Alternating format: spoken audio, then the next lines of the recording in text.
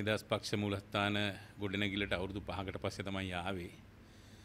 ඉතින් මම හිතනවා දැන්වත් මේ පක්ෂය පක්ෂයක් විදියට ලංකාවේ ආණ්ඩු කරපු පක්ෂයක්, රටට නායකත්වය දීපු පක්ෂයක් නිවැරදි පැත්තට යන්න අවශ්‍ය නායකත්වය ලබා දෙයි කියලා අපි විශ්වාස කරනවා. ඒ විශ්වාසයත් එක්ක තමයි මේ පක්ෂ මූලස්ථානයට ආවේ. ඊළඟ අනිත් එක තමයි රටේ තියෙන ප්‍රශ්නයත් එක්ක අපි සමපාත කරලා මේ රට ගොඩනගන්න පුළුවන් වැඩපිළිවෙලක් පක්ෂයෙන් අනිවාර්යයෙන්ම ඉදිරිපත් කිරීම අවශ්‍ය වෙනවා. නමුත් පහුගිය කාලේ අපි දැක්කා පක්ෂයෙන් රටට අවශ්‍ය ප්‍රතිපත්ති ඉදිරිපත් කරනවා වෙනුවට පුජ්‍යලයොත් එක්ක ආරවුල් ඇති කර ගැනීම තමයි දිගින් දිගටම උනේ. පුජ්‍යලයන් පක්ෂයේ සමාජිකත්වයෙන් ඉවත් කිරීම, ඒ වගේම නායකයින් ඉවත් කිරීම, එක එක්කෙනාගෙන් පලි ගැනීම, මේ වගේ මහා අවුල් ජාලයකට මේ පක්ෂය ඉස්සරහට අරන් ගියා. ඒ වගේම ශ්‍රී ලංකා නිදහස් පක්ෂයට ආදරය කරන මේ පක්ෂයේ මතයත් එක්ක ඉන්න විශාල සමාජිකත්වයක් මේ රටේ ඉන්නවා. හැබැයි ඒ සමාජිකින් නායකත්වයක් නැති නිසා ඒ අය නන්නත්තර වෙලා තියෙනවා, තැන් තැන් වල ගිහිල්ලා ඉන්නවා. ඉතින් ඒ නිසා අපි බලාපොරොත්තු වෙන්නේ අලුත් නායකත්වයක් එක්ක මේ පක්ෂය ඉස්සරහට ගෙනියන්න පුළුවන් අවශ්‍ය වැඩපිළිවෙල ගොඩ නැගෙයි කියන එක. ඒ වගේම ගොඩ නැගීම සඳහා අපේ සම්පූර්ණම සහයෝගය ලබා දෙනවා. විශේෂයෙන්ම මහා ඇමතිවරු හැටියට අපි සාකච්ඡා කරලා තියෙනවා සහයෝගය ලබා දෙන්න. පළාත් සභාවල හිටපු ඇමතිවරු හැටියට සාකච්ඡා කරලා තියෙනවා දැනටම සහයෝගය ලබා දෙන්න. ඒ වගේම විශාල පිරිසක් අපිට කතා කරලා තියෙනවා අලුතෙන් නැවත ශ්‍රී ලංකා නිදහස් පක්ෂයත් එක්ක සම්බන්ධ වෙලා මේ රට ගොඩනැගීමේ වැඩපිළිවෙලට අපි සහයෝගය ලබා දීම අවශ්‍යයි කියන එක. රටට හොඳ ප්‍රතිපත්තියක් ඉදිරිපත් කිරීම අවශ්‍යයි කියන එක. ඉතින් ඒ නිසා පළවෙනියෙන්ම පක්ෂයක් කියලා කියන්නේ දේශපාලන ප්‍රධාන දේශපාලන පක්ෂයක් කියන්නේ රටක ආණ්ඩු බලය ලබා ගැනීම සඳහා තිබෙන සංවිධානයක්. ඒතර මේ පක්ෂයේ නායකත්වයට හොඳ පැහැදිලි ප්‍රතිපත්තියක් තියෙන්න ඕනේ. වෙනෙන ප්‍රතිපත්තියක් තුල රටක් මෙහෙවන්න බෑ.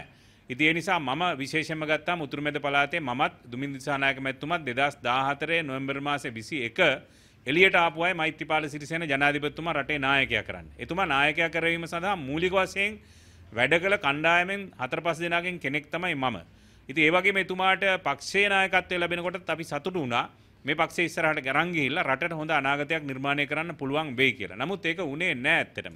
මොකද හේතුව එතුමා ප්‍රතිවාදීන් සමග එකතු වුණා. ප්‍රතිවාදීන් සමග එකතු වෙලා තමන්ගේ පක්ෂයේ තමන්ව ජයග්‍රහණය කරපු මතවාදයට පයින් ගැහුවා. විශේෂයෙන්ම එතුමත් එක්ක මේ රටේ සංවිධාන පක්ෂ 42කට වඩා වැඩි ගාණක් එකතු වුණා. ඉතින් මේ සියලු දෙනාගේම එතුමාව ජනාධිපති කරපු, එතුමාව බලයට ගෙනපු සංවිධාන සහ මේ මතවාදයට එතුමා විරුද්ධව වැඩ කරලා මේ රට වගේම අද පක්ෂයත් විශාල අර්බුදයකට ගෙනිලා තියෙනවා. ඉතින් ඒ නිසා රටේ අර්බුදය නිර්මාණය වීමත් එක්කම පක්ෂයේ අර්බුදයක් නිර්මාණය වෙලා තියෙනවා. ඒ වගේම ප්‍රධාන දේශපාලන පක්ෂවල අර්බුද ඇතිවීමත් විශේෂයෙන්ම රටේ අර්බුදයට බලපාලා තියෙනවා. මොකද හේතුව රටකට නිවැරදි දේශපාලන නායකත්වයක්, හොඳ නායකත්වයක් නැති වුණාම ඒ රටේ අනාගතේ කඩාගෙන වැටෙනවා, ආර්ථිකය කඩාගෙන වැටෙනවා, සමාජයේ දෙදරා යනවා. ඒ තත්ත්වයට තමයි අපේ රටපත් වෙලා තියෙන්නේ. ඒ නිසා නැවත මේ රටේ තියෙන සමාජ සංස්කෘතිය වගේම අනිත් පැත්තෙන් ගත්තාම ආර්ථික ස්ථාවරත්වය හැදෙන්න ඕනේ. එහෙම නැති වුණොත් රටට අනාගතයක් නැති වෙනවා.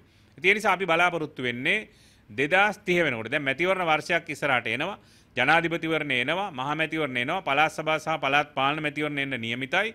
ඒ මැතිවරණ වලදීන් ඉතා යහපත් ශක්තිමත් නායකත්වයක් ලබා දීලා මේ රටේ අනාගතය පැහැදිලිව නිර්මාණය කිරීම සඳහා අවශ්‍ය වැඩපිළිවෙළ සකස් කිරීමේ නායකත්වය ගන්න පක්ෂයේ හැටියට ශ්‍රී ලංකා නිදහස් පක්ෂය නිර්මාණය කිරීම සඳහා දායකත්වය ලබා දීම සහ ඒකට මැදිහත් වීම තමයි අපේ බලාපොරොත්තු අපේක්ෂාව වෙන්නේ. ඉතින් ඒ නිසා මම හිතනවා මේ වෙච්ච වෙනසත් එක්ක ශ්‍රී ලංකා නිදහස් පක්ෂය නිවැරදි මගකට ගමන් කරලා මේ රටේ ඉන්න පාක්ෂිකයන් විශේෂයෙන්ම පාක්ෂිකය කියලා කියන්නේ මේ රටේ ඇත්ත වශයෙන්ම කිසියම් දේශපාලන මතයක් දරන අය.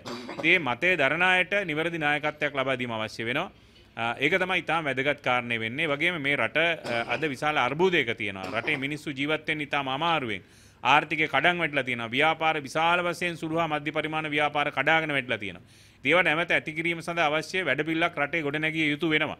ඒ වගේම අද විශේෂයෙන්ම ගත්තාම ශිෂ්‍ය ප්‍රජාව කියන අය පාසල් ශිෂ්‍යයින් වගේම විශ්වවිද්‍යාලවල ඉගෙන ගන්න උසස් අධ්‍යාපන ආයතනවල ඉගෙන ගන්න ශිෂ්‍යයින් විශාල අර්බුද ගොඩකට මුහුණ දීලා තියෙනවා. ඉතින් ඊටාම අසහනයෙන් ජීවත් වෙන්නේ. මිනිස්සු ජීවිතය පිළිබඳව තියෙන අපේක්ෂාව නැති වෙලා තියෙනවා.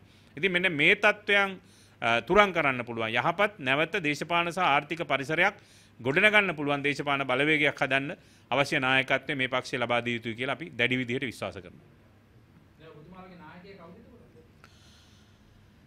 අපි හිතනවා ප්‍රජාතන්ත්‍රවාදී විදිහට මේ පක්ෂයේ ව්‍යවස්ථාවට අනුව මධ්‍යම කාරක සභාව විධායක කාරක සභාව රැස් වෙලා අලුත් නව නායකත්වයක් පක්ෂයට යෝජනා කරගනීවි කියලා ව්‍යවස්ථාවට අනුව. චන්ද්‍රිකා කුමාරතුංග මැතිණිය ඇත්ත වශයෙන්ම తాවකාලිකව හෝ මේක නායකත්වයේ බාර ගන්න නම් හොඳයි කියලා අපි විශ්වාස කරනවා. මොකද එතුමිය ගැන විශාල ප්‍රසාදයක් රටේ ජනතාවගේ තියෙනවා. පාක්ෂිකයන්ගේ තියෙනවා. ඒ වගේම එතුමියට නායකත්වයේ ගන්න සුදුසුකම් තියෙනවා. ඉතින් ඒ සුදුසුකමත් එක්ක එතුමිය අනිත් නායකිත් එක්ක සාකච්ඡා කරලා අපේ දැනට ඉන්න නායකින් ගණනාවක් ඉන්නවා. අපේ නිමල් සිරිපා සිල්ලා මැතිතුමා ඉන්නවා.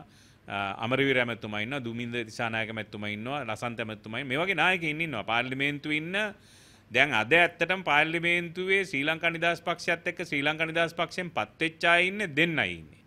ලේකම් සභාපති විතරයි. අනිත් ඔක්කොම අයින් වෙලා ඉන්නවා.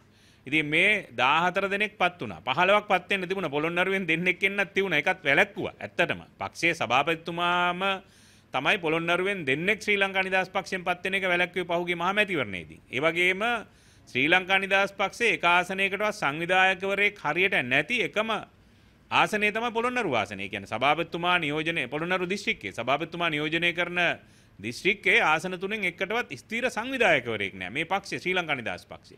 ඉතින් පක්ෂය අර්බුදයකට යනවා කියන එක අහන්න දෙයක් නෙවෙයි.